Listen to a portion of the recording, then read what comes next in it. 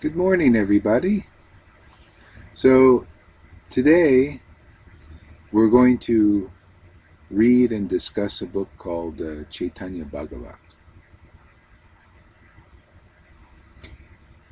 And this is basically going to be a basic discussion and class about this book, where we will define the terms as thoroughly as possible about who is this Lord, who is Lord Caitanya, what is Chaitanya Bhagavat, what are these concepts that are being introduced that actually may appear foreign to many people in the West especially. See, because there's many principles. We talk about bhakti and devotion and love, universal love, compassion. This is, well, people know some of these terms generally, but the deeper sense of the word is not only, those words are not only explained in this book, very easily one can actually have an awakening of what these terms actually mean and actually experience in themselves. This ideas of bhakti and devotion. Was the actual intention of this divine personality, Lord Caitanya. His appearance in this world was to give people an experience of this unusual happiness, spiritual happiness called bhakti, which is love, and a very condensed form of love that takes the form of what is called devotion. Okay, it's a very deep form of love, very similar. It's similar, but yet an upgrade to the kind of love one feels for somebody they fall in love with in this world. We may fall in love with somebody in the world, and it's the most wonderful experience that we can humanly experience. Yet ultimately, or spiritually, we can also fall in love with this divine. The divine. So, and I'd like to explain that a little bit, because some people call the divine different names. Some people call it fall in love with God, fall in love with the divine nature, fall in love with cosmic consciousness, fall in love with, if you're American Indian, the Great Spirit, fall in love with Christ, Jesus. See? These are all various terms, basically for the same kind of experience of this devotion, this bhakti.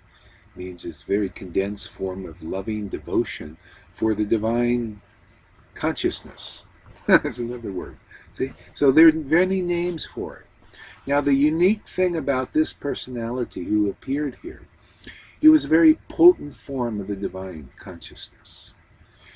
It was so potent that anybody who had contact with him, practically, unless they were really strange, unfortunate, but most everyone that would contact him, or just see him, or hear his words, see his divine form, would this devotion, this level of love, this word became like a kind of an adoration, would just awaken in their heart, and they would experience the highest levels of the words of emotion, spiritual emotion, that the saints would experience, like rapture, spiritual rapture, where you're just immersed in this ecstatic love, devotion. See, these kind of words and terms. Many people have not either heard these words in the West, or if they have, they don't know what they are.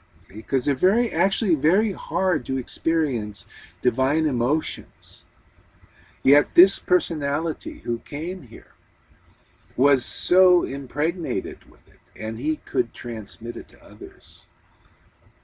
Now, so people might say, okay, so what? That was 500 years ago. What about now? Where is that potency around now? Yes, it is. This is the good news.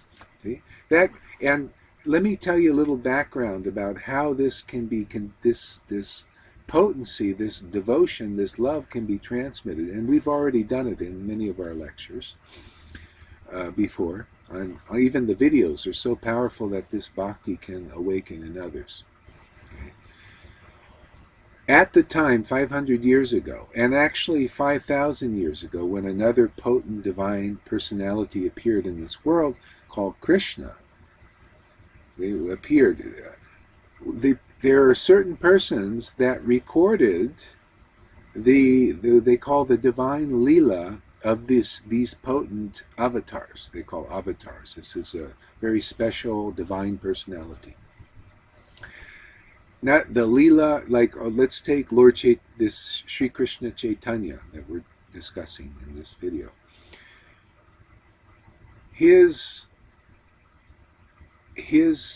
One of his purposes was to, well, as I mentioned before, is to immediately awaken this divine devotional consciousness in anyone who would meet him. Another purpose was, after the departure of this particular divine avatar, people had recorded, to some extent, his activities, his words, and they wrote them down into the book. One of the books, there's few books, or maybe more than a few books about the Leela, this divine incarnation, about what he did, his activities, his words, his qualities, and this is in relation to those who were with him. And actually, these persons are also divine, and they've come from a very amazing place, just to awaken this devotional ecstasy in others. Now, what for? Now, okay. So you might say, okay, so what? Why should we? What is this devotional ecstasy? Well, this kind of devotional ecstasy liberates us. Liberates, how many people are suffering in this world? Suffering because, like if you're like, okay, if you come from the background like the New Age, or you're just suffering. Okay, say if you're in the background, from the background of the New Age, and you hear people talking about liberation from suffering. You're interested in Buddhist principles. It's very attractive. Why? Because, like the Buddha taught, everyone is suffering. And why are they suffering? Because of craving and because of desire. Desire for what? Desire for worldly things that actually are just objects. But our soul, our consciousness becomes very attracted and attached to things that cause us suffering. So one of the purposes of this divine incarnation, and others actually, we can go into this later, we'll just stick with him, especially him, it's most important for this time, was to come here and give people an experience that would liberate them from suffering. Automatically they would attain liberation.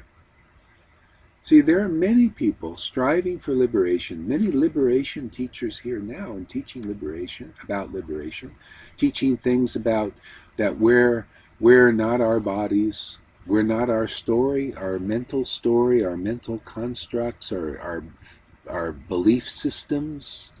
You know how many wars are caused by people attached to their religious beliefs, systems, see, of their particular groups.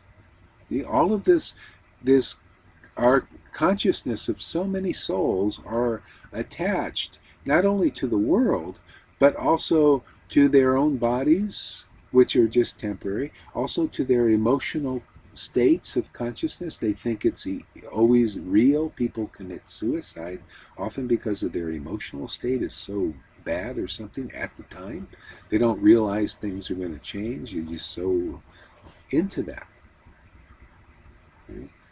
mental states, whatever we believe we think is real for not only us but for everybody. Everybody either should believe what we believe, or they're wrong, or we fight. Or see, this is all going on. See, this divine incarnation came to cut people free of overly identifying with anything in this material world that is passing, the creation. Okay? So many teachers at this stage, at the present time, and even back then, were teaching that there's something, the deeper sense of ourself is more than just even our thoughts or our feelings, much less the body or identifying with anything, our country or our culture or even anything in the world. Who we are has a deeper identity. So generally the consciousness is being elevated by teachers who are spreading the message that we are not our thoughts, really. There's a deeper sense of ourselves. See? We are consciousness. We are awareness. See? Awareness gives space for our thoughts to exist. But that's more of who we are. We got to learn that, and this causes a detachment from all of these created things, and thoughts come and they go, and they're part of the creation. But the deeper sense of self is in a liberated condition. Is free from identifying with any mental constructs or emotional feelings. We're more than that. Okay? Now, the uniqueness of this message and this incarnation, Lord Caitanya, Sri Krishna Chaitanya,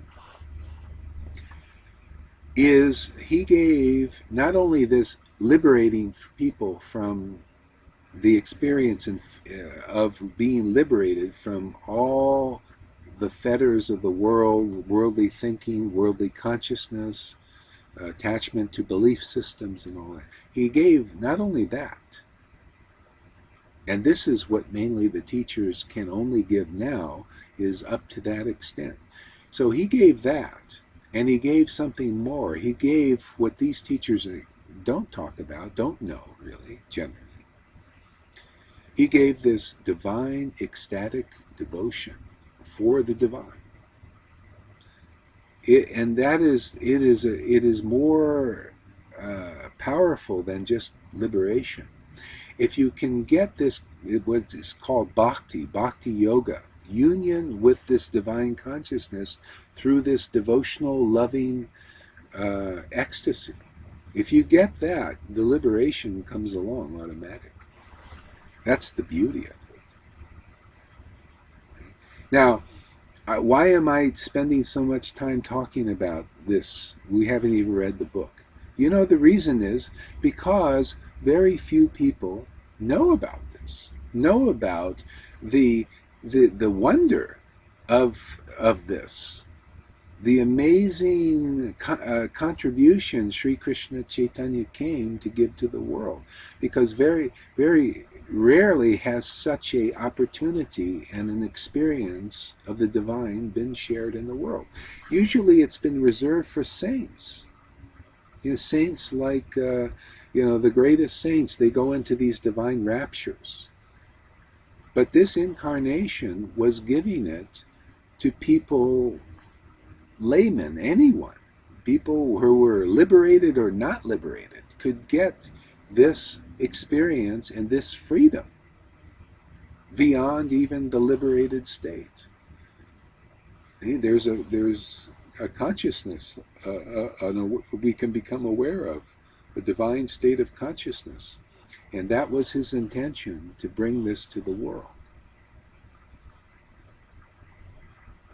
Now, as I said, there are people back then, 500 years ago, who were seeing this Leela, participating in this Leela, and they recorded these activities, these qualities of Sri Krishna Chaitanya and his associates who he was with, because these qualities are not just ordinary. They're considered like mantras. that awaken this ecstatic devotion in the hearts universally of everyone who just meditates on this, turns their attention to the activities and the qualities of this divine avatar. See, this is where we're going. It's a little introduction here. Okay? So there were many people that recorded these leelas that saw them because they knew that even the reading the book, especially reading it out loud, which we're going to do, is so powerful that it can cause the same kind of awakening of devotion. Now, I've been doing this, sharing this, and reading this Leela for the last, or meditating, sharing this on this Leela, and relishing its result of this for on and off for the last 30-something years, 35 years. And my understanding of it just increases more and more. And I've had some problems where I've actually, went away from the path, if you want to call this a path. It's kind of a very spontaneous path. You just, it's just full of nectar. I mean, divine nectar.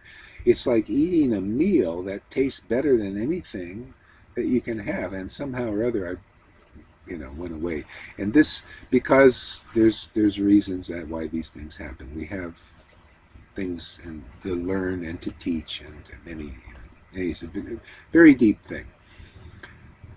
Yet, so this is just an amazing avatar. Like, I started this video, said, who is Lord Caitanya? I think I did with this one. Who is this divine avatar? It's very difficult to understand because you can't do it with your mind. It's an actual experience. Okay. Now I'm going to start reading, and I'm going to go slow. These concepts that come from those who actually have met this avatar need to be explained to people like us. Okay. So we'll go slow, and then everyone you can download the copy of Chaitanya Bhagavat on your own and read it out loud. Yet don't read it while you're driving. Read it if you get interested in what we're saying here. You can read it out loud and experience what I'm talking about. You'll see that this divine emotion will arise in the heart, and it's like completely indescribable experience, and it's beyond the mind and what we've usually previously experienced in life. Okay. So if you have any questions or any of these things start to happen, because I had people where they watch the videos and often they just start running down the street in this divine ecstasy and they wonder what's happening. I had one lady who was experiencing all this divine emotion, and she she got into certain spaces and didn't understand, and then she actually sought help elsewhere, and anyway, I won't go into that too much, but because she didn't understand what was happening. Okay? Because it's very powerful. Okay, so let's start from the beginning here. Chapter 1, it's called Adi Leela. That's the beginning of the divine Leela of this incarnation. And I'll explain thoroughly these things for the new people that are coming to watch. So the author starts out, and his name is Vrindavan Das Thakur. Now he did not actually meet Lord Caitanya, but he was his mother. Okay, yeah, his mother was one of these intimate associates of Lord Caitanya. And you're going to use the word Lord Caitanya because his presence was so powerful that they started to call him Lord, like really a divine being. He was just amazing miracles, and so many things were happening. One might say, well, how do you know that these things were happening? 500, I mean, as you just read it in the book. Well, it's the revelation that comes from reading this book and chanting this book out loud. It comes in the heart to where you begin to become a witness that this, you can see, oh, this is really true. This, everything I said is not just from the book. It's from the book and the actual experience in my own life. And the lives of others, and in the lives of those who have even watched the videos. They tell me, report back, and they're having all these spiritual experiences. Okay? So this is an experiential talk. That's why we talk about one sentence sometimes for half an hour. It's very deep stuff. Worthy to be explained thoroughly, because most people don't understand this avatar. There's only maybe 1% of the population that may understand this avatar, really. Well, I don't think any of us can completely. We can understand something of this avatar. It's amazing. So Vrindavan Das Thakur's mother, her name was Narayani, was an intimate associate, and was blessed that her son would write this book. And now, the important thing is, how did she become an intimate associate? Just from the blessings of being around this avatar. He liked her attitude. She was very, she was actually, was that her? Oh, yeah, she just got the blessing. This Sri Krishna Caitanya, one day in this pastime that's recorded in this book, he just said to one of his associates, he had just started revealing his potency to awaken this devotional ecstasy, and he has a very playful and joking nature, Sri Krishna Caitanya, and actually anyone who becomes an associate of the Lord Chaitanya, Sri Krishna Chaitanya, becomes kind of like that too, very playful and loving and spontaneous, and very difficult to understand. This is kind of the nature. Okay. So one day he wanted to prove to one of his associates that he had the potency to awaken this ecstasy, and he just said, "Oh, I could actually make animals and elephants cry in devotion and love for the divine." And and his associate didn't know the extent of the potency of Sri Krishna Chaitanya.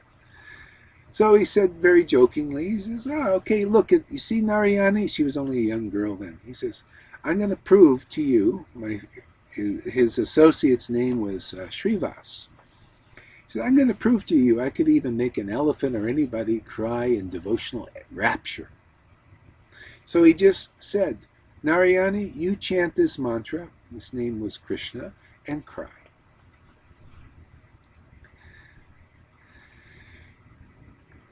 She started crying immediately. She chanted, "Krishna, Krishna," and these tears started coming. I feel moved just remembering this. That's the point of the pastime. It becomes experiential. Start to laugh and cry and all kinds of stuff, just remembering these things. See, this is an experience here. This is not just theory. You're going to see things here that are uncommon, because this is the intention of this avatar. His potency is so powerful that even 500 years in the future, just by discussing these things and remembering these little pastimes that he did, it starts to bring tears to the eye and ecstasy in the heart. It's like, what is this? But it feels really good. It frees you from all your problems. If you are suffering and you have mental problems in your mind, you're going to feel so good. And this becomes, if you want to practice, all you have to do is chant these things out loud and read these pastimes or chant this mantra. Like we have a group every Friday night here in Tucson. We're getting together and we're not even discussing this, but these are all mantras. Okay, this is one of the principles, very important principle. The name And that's what we're doing in our little group. We're just chanting the name Krishna. The name Krishna is the same name, actually, I can discuss this later, as Sri Krishna Chaitanya. Same name. So we're chanting just the name. And people, we're all loving it. We're 5 of us, and we all want to come back. We can't wait till Friday nights. What's happening? Why is this happening? Because just by chanting the name Krishna, it's a mantra, it's freeing our mind from problems. Mantra means to free the mind. The name is very powerful like that.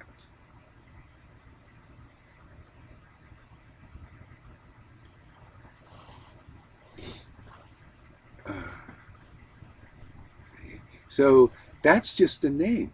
Now, according to spiritual law, at this level of consciousness, which most people teaching spiritual principles don't know, this is another level of spiritual law.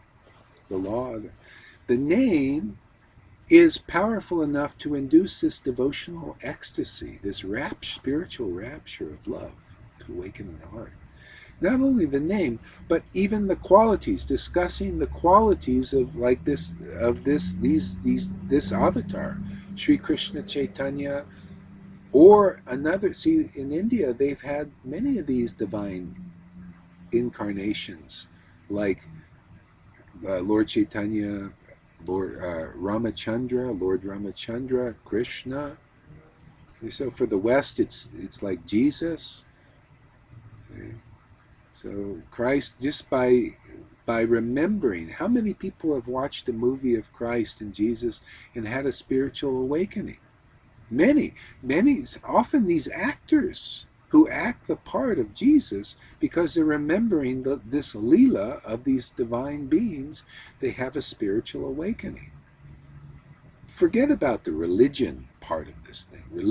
All this religion, which causes a lot of problems, and people lose faith often because of, becoming judgmental and critical and all of this, sectarians. Okay, that's a very beginning level of spirituality. This incarnation, Sri Krishna Chaitanya, came to awaken a devotional happiness, spiritual divine love, beyond all of this sectarian religious concept. And then it became known, his movement became known as the religion of love. Religion of this divine love, which crosses all boundaries of religion, and you get out of this judgmental, judging. This is most people are caught up in that level of judging people, judging this and judging that. Okay? Yet just by contact with this avatar, one is raised to the divine platform of emotional experience, and this is eternal experience. This is the soul's experience, is meant to experience divine emotion. See, divine emotion. And this divine emotion is not like the worldly emotion. It's sort of like it. It's kind of like this, and this is a conception, and it's a deep conception. And it reflects an experience of the truth that we all, if you want to understand what we're talking about here, this is a very good way to look at it. If you look at human emotion is like iron, still in an iron-like state, because it causes problems. You fall in love with a man or a woman, and it's really wonderful, but there are problems. These the interactions after you go through the honeymoon state become like, oh my God, sometimes it's like, what am I doing here, and all this. Anyways, very iron-like, very coarse feelings.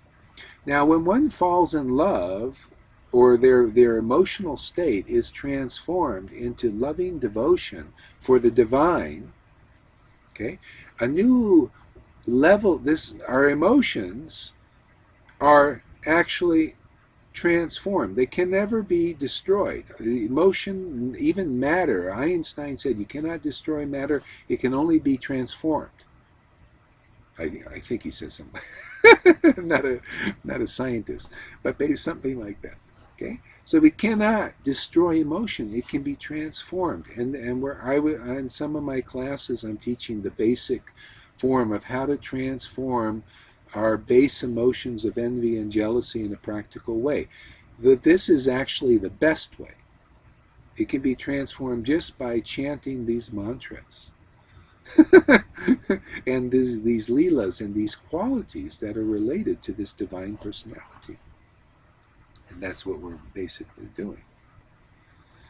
See, so our emotional state of envies and jealousies and that come in our relations with the world and worldly people, still in worldly consciousness, are up-leveled and transformed into divine emotions of compassion, universal love, and that condenses more into devotion for the divine. I mean, universally, our souls are meant to be devoted, not to, persons in generally, but devoted to the divine. And that divine actually, in the highest, most deepest realization, becomes very personal. It becomes condensed on a particular deity. And this is personal relations are never transcended. They're just transformed. And this is what most teachers that are helping people become liberated from suffering don't know. They think, being personal means this is to be transcended into the impersonal. No. Personal relations is meant to be up-leveled and transformed into the divine personal. Even when we attain this divine emotional state, which never passes, it's an eternal state of consciousness, where you're just feeling blissed out. Some people, they're calling it, I was listening to one person, even in the Christian movement, some of them are advancing to the point of understanding this divine emotion, and they call it being jacked up by Jesus, jacked up on Jesus. Jacked up means you're in a spiritually intoxicated state of consciousness that's so wonderful. It's like the transformed state of having a nice, how many people like to have a couple of drinks? Just you have a couple of, and you feel this tipsy mood. It feels good. Come on. It feels good to feel a little tipsy. The mind stops, and you're not thinking so much and being miserable, and you can kind of just, but unfortunately, that's the iron-like state, untransformed state of being intoxicated. Yet that intoxicated state, when we reach divine consciousness, is very pure, and you just become not more stupefied and dull. You become more intelligent and more purified and more happy. It's karma free. You don't wake up with a hangover in the next day. See? It's all about transformation. People are teaching about transformation of consciousness now. But if they knew how deep the rabbit hole goes, they would be astounded, because transformation of consciousness is meant to go to this divine consciousness. That's why Lord Caitanya came, to give this to us. Okay, starting the reading here.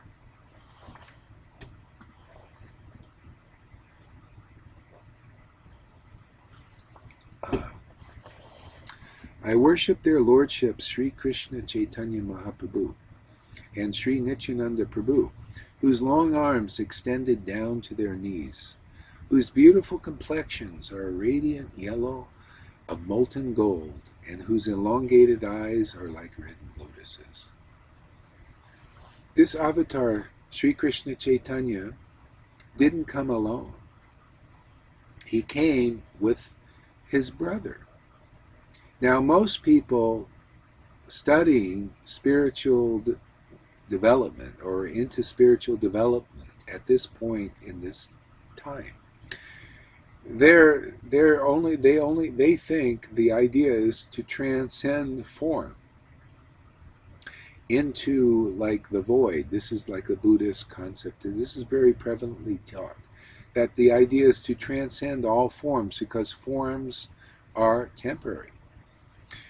Those who are actually in the spiritual development realm, their intelligence generally is up to the point that they could see, oh, this body is just temporary. So the idea, this is not the eternal part of me. There's a part of the real deeper self that's just consciousness. When this awakening that we are conscious, aware beings starts to take place, you start to see, oh, I'm not this body. This is kind of being used by consciousness, by this awareness. And this awareness progresses to the point where you start to see, oh, I'm not even my emotional body. This is also, it comes and it goes and it's temporary, it's changing like this. And the deeper part of me that never changes is aware of the emotions. Okay? And then a deeper consciousness may develop, and usually does progressively, and we start to be conscious of, look at this. I'm not even the thoughts. There's a deeper part of me that is more true than just this thinking mind. Therefore, now this is the conclusion that will naturally come, yet it's still a faulty one. It's not. It needs more realization. But this is okay. This is a good place. You start to say, well, therefore, if I'm this eternal part of awareness and consciousness that's untouched by this bodily identification, it's even observing thought. It's different than thought. Therefore, anything personal, anything physical, any form physical, any form mental or emotional is transcended, because the real me is not really that. See, that's a pretty good conclusion, but there's still faults in it. And this can be an obstacle for those if they start to hear, I worship their lordship Sri Krishna Caitanya Nityananda, who were brothers. What is this? Brothers and sisters and forms and their forms. Therefore, this is still material. See? So many persons that are considered transcendentalists on what I will call the first stage of realization of truth, they conclude like this, but it's a faulty conclusion, just lacking the deeper realization. Okay. On the spiritual platform, there's spiritual form. It's very subtle. It's even more subtle than the thinking mind. Okay. The first stage of beginning to understand it, this spiritual form, is coming to the platform of we become, usually, many times, the first stage of coming to it is to realizing we're not our physical, mental, or emotional forms. They're all temporary and changing. See, the real deeper part of us is eternal. It's an eternal. So therefore, we usually get the formless realization of the truth up to that extent. Now, many persons at that level don't go further because they conclude that this is the same thing.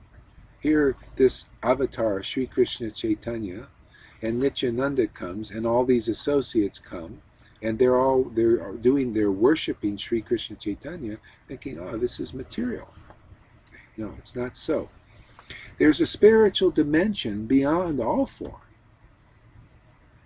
material form, where there's spiritual relationships going on. Remember, we cannot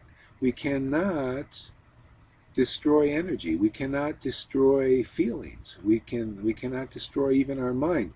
There's a place where there's spiritual mind. There's a place where there's spiritual emotion.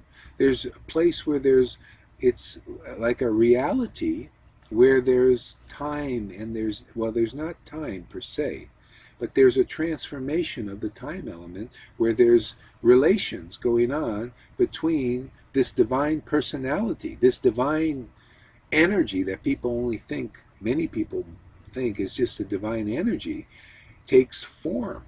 It's a divine form. And we also have a divine form.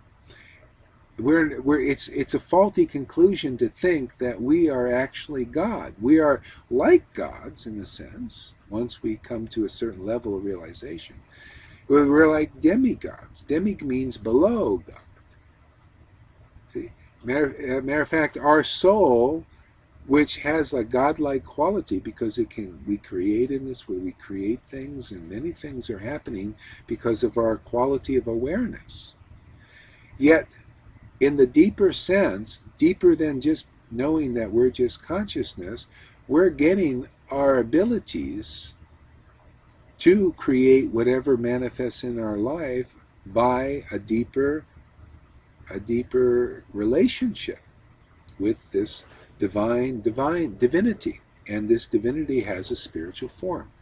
And one of them is Lord Caitanya. Now this is a very, very deep conceptions here we're talking about. Okay. So let's use an analogy. Let's use this. There's a good analogy is this Green Lantern idea. This is kind of a good way to understand what I'm talking about here. The Green Lantern was, if you watch the movie, he was chosen and then he was taken to this planet, and his body was transformed to where it could be able to take in this green energy. So this is very similar to the transformation a person has when they begin to develop a spiritual body.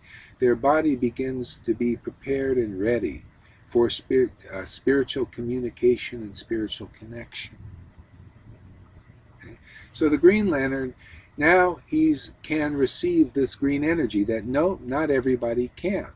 And he has a special ring that gives him the ability to take on this green energy. And it energizes him, makes him extraordinary.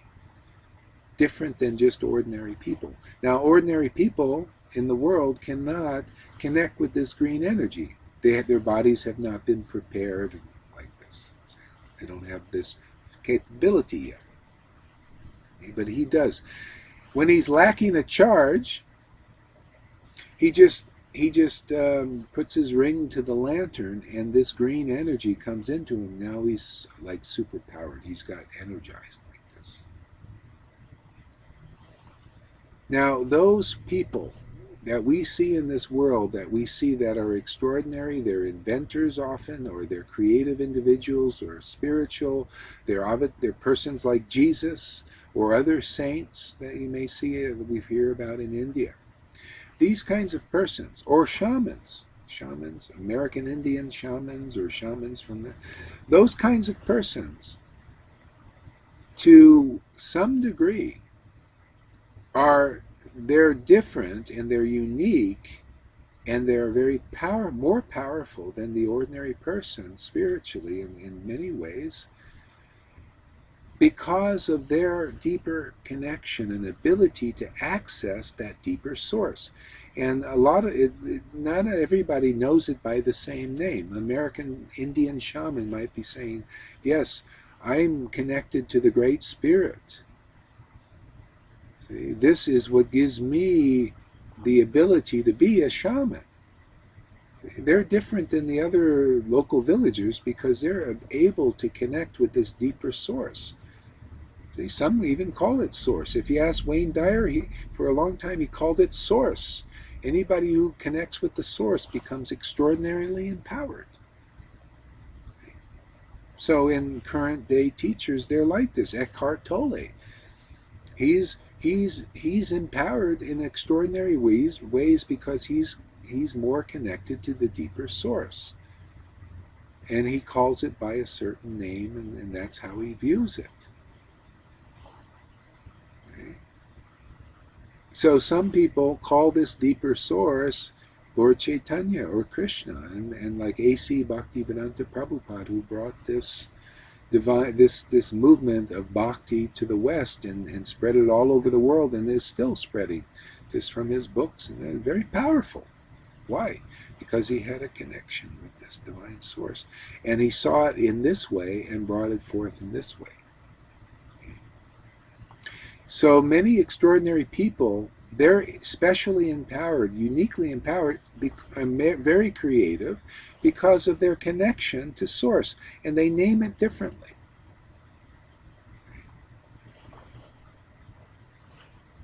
And the beauty and the good news and the uniqueness of this particular connection, because any way you connect with this source, you'll bring through from that perspective of how you're connecting and what you see in its vantage point. Myself, I've always been drawn back to this after seeing so many from many different vantage points, this source. They all can contribute to our lives, depending if you feel inspired by whatever path.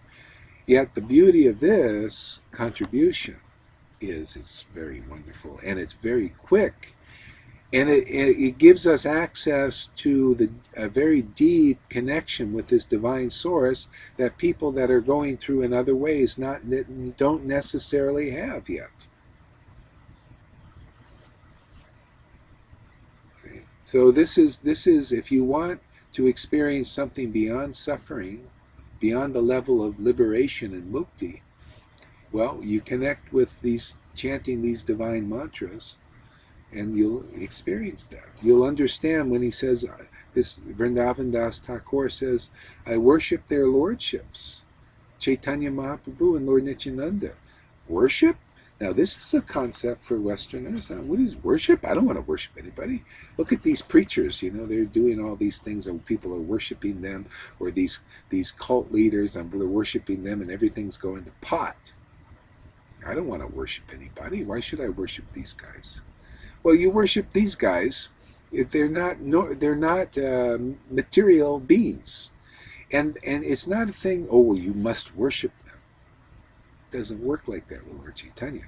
Here, if you're just patient enough just to hear these pastimes, or somehow or other you're attracted to hearing these kinds of talks, the heart starts to burst and melt with this devotion and love, and you realize, I'm a lover of the divine. My heart just naturally loves this divine. It loves this Lord Caitanya. And it's not bad. There's no karma in this. There's no downside to this. There's no suffering as we know it in this world. There's no craving as we know it in this world. The craving and the suffering becomes part of spiritual lila that's very divine, actually, and it's very juicy and tasty also. That's another subject. We'll get into that later. That one's not so easy. Basically, if you want to connect with this, you really have to somehow meet somebody, even in their book. A person like this, you meet in their book, and this ecstasy begins to arise in you, and then you become like a witness to it. You say, oh, well, this is really true. Wow, I read this book, and it's like seeing Lord Caitanya 500 years ago, and you start to cry and laugh and just feel really good and liberated and free.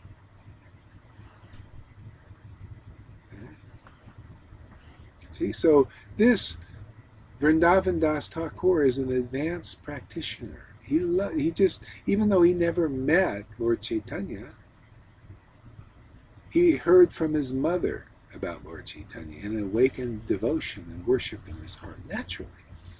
Now, when you fall in love with this divine presence of Lord Caitanya, he's not going to cheat you.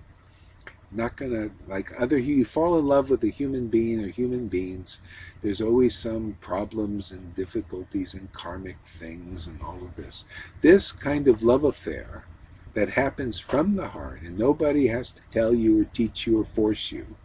The heart just awakens with this, flooded with devotion. It frees us from all material consciousness and fetters. See? No karma. It gives this divine intoxication that's really wonderful. Okay? That's what it's about. It's that simple. And you know from your own experience. Okay? You're not tripped out by people, like even in religions. Sometimes religions take this and as the leaders and say, oh, I can use this to control people, manipulate, and all of this. But that's another level of religion. When these kinds of personalities like Jesus and Lord Caitanya and Ramachandra and others who have come here they come to attract our hearts. See, it's a heart thing, really. But all these, the rules and the regulations and manipulations, and they call motivated religiosity. This comes after they leave, because after they leave, most people can't, develop this divine consciousness, so they keep it on the level of religion, motivated religion and manipulations and all that, and then people get really turned off. Intelligent people. See? So anyway, we're approaching this just like our chanting, in the way as close to the way it was 500 years ago, as far as best I can do, is to present this in a more universal context. We get together on Friday nights and we just chant. I haven't even introduced this. If people want to go this far, they want to get into this, if they watch the video, okay, wonderful. Otherwise, we can just chant the name and relish that. But this video is for those who want to go a little bit deeper, or a lot deeper, man.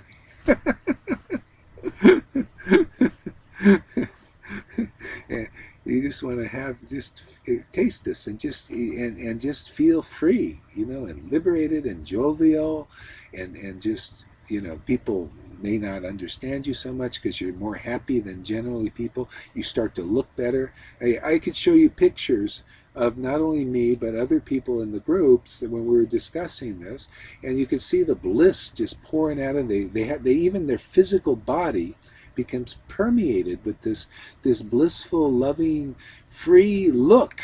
This is awesome. It's smiling and laughing and just looking really liberated and beyond. Usually, even those persons teaching liberation, they look pretty good. They look pretty liberated. But when you see people who are liberated and beyond from contact and connection with Lord Caitanya, their faces are glowing about 10 times more. See, even physically, this has an effect. One's beauty is enhanced, just by connection with Lord Caitanya. He was very beautiful, and people who become associated with Lord Caitanya become just naturally beautified. This avatar is very unique and very difficult to ascertain. Who is this Lord Caitanya? But a lot of wonderful things come from it. Wow. I never thought it. Woo! I didn't know this was coming. I talk a lot about subjects, about liberation and stuff like this, because I'm also, it's very hard. I can't even understand what I'm doing. It's just like being possessed by this consciousness. It causes me to do different crazy things sometimes. It's kind of you become very shamanistic. Anybody who becomes connected with Lord Caitanya become like a natural shaman that nobody can understand. You can't even understand yourself. But it doesn't matter. You're just immersed in this joyous, experience of the divine. It's very wonderful. Yeah. So anyway, I talk about a lot of subjects. about, awareness and all this. But this is the juiciest of them all. The others are very interesting and juicy to other people who are interested in that. Yet, if you can look on a scale of 1 to 10, if you get into this, there's no anything juicier than these kinds of talks, because of what it produces, a spiritual, ecstatic, emotional happiness beyond anything that the other things produce. And that's why how do we consider something as topmost? Basically, how you feel. If you feel good, that's good. If you feel liberated, that's even better. Free of suffering, that's even better than good, because good and bad is in duality. And this liberated state is deeper than that. It feels even better than that. We start to feel some glimpses of universal joy of being, and like this feels good. This is more liberated. Yet when you start to feel devotional rapture, oh, that's topmost. That's what Lord Caitanya came to give, share with the world. He had millions of people running after him and just getting close, and they're all chanting together and just experiencing this very liberated state. Yeah. Okay, so you got a gist of it?